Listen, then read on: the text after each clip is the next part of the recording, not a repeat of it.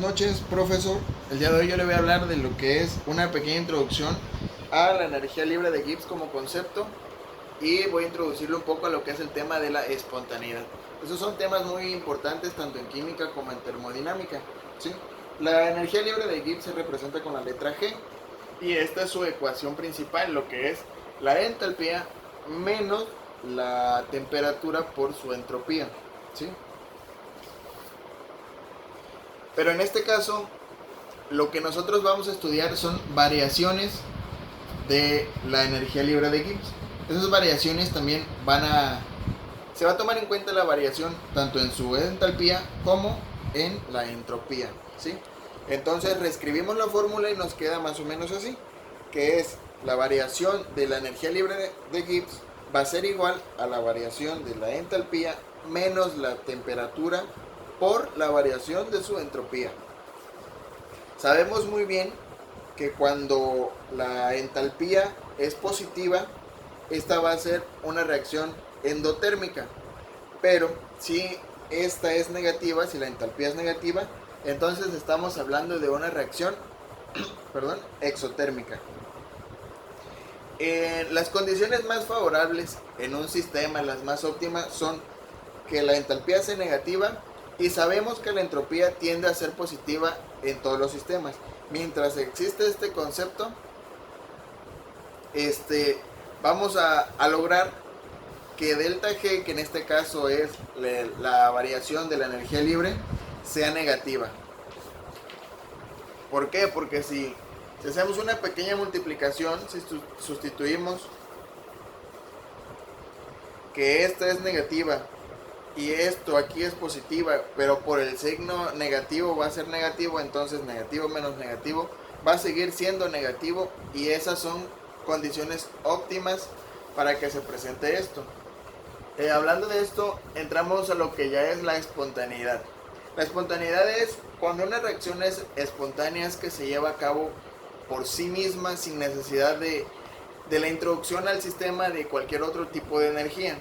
Cuando una reacción no es espontánea, significa que necesita esa ayuda de otra energía para poder llevarse a cabo, ¿sí? En el criterio de espontaneidad, como lo acabo de decir, delta G debe ser menor a cero, o dicho de otra manera, debe ser negativo. Esto significa, mientras que esto se cumpla, va a ser espontánea nuestra reacción. Esto no quiere decir que lo va a hacer rápido o que va a ser una reacción muy lenta.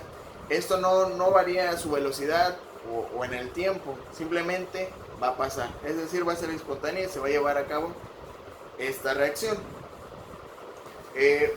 Sin embargo, no siempre va a ser así.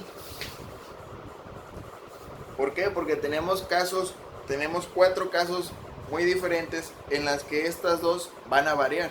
Es decir, podemos tener que la entalpía va a ser negativa igual que la entropía, o en este caso lo que es ideal va a ser la entalpía negativa y la entropía positiva, o bien la entalpía va a ser positiva y la entropía va a ser negativa, o al final tenemos que ambas van a ser positivas.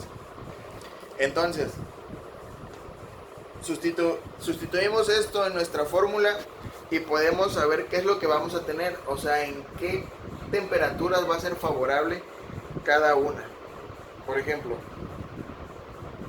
si tenemos esto que es negativo aquí y aquí también es negativo, significa que negativo por negativo va a ser positivo.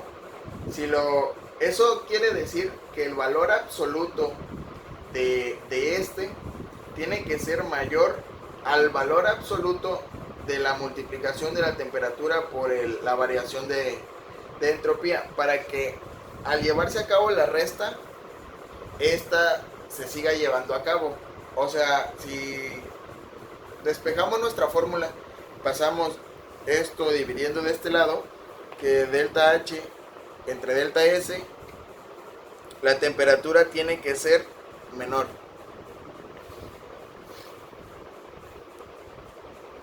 Tiene que ser, esto es mayor que la temperatura, es decir, que esto se va a llevar a cabo a temperaturas muy bajas.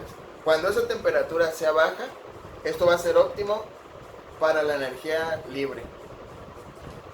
También tenemos el otro caso que digamos que es el ideal en un sistema, que esto es entalpía negativa, entropía positiva, pero por el signo sigue siendo negativo, y entonces se cumple nuestro criterio de que delta G es menor a cero, sin importar o independientemente de la temperatura que se esté manejando. También tenemos otro caso que es al revés, en el que este es positivo y la entropía es negativa. Entonces tenemos que aquí es positivo y esto va a seguir siendo positivo.